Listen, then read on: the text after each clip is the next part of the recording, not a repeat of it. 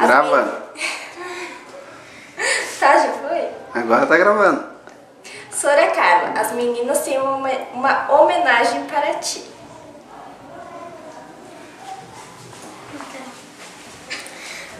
Eu te amo muito, eu sinto muito a tua falta. Desde que você foi embora, eu não tô mais ouvindo aquelas risadas que eu gostava muito quando eu chegava.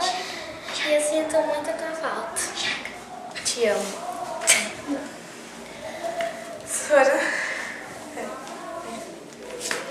Você foi uma segunda mãe para nós. Te adoro. Beijão. Vai. Vai.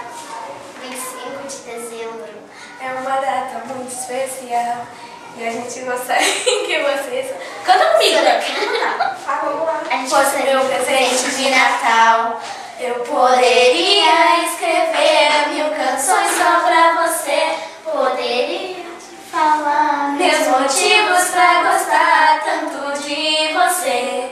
Me diz quando a gente vai se ver, pra eu poder te abraçar e tentar te explicar a falta que você me faz. Eu não aguento mais ficar tão longe de você, tão longe de você. É isso aí, professora Carla.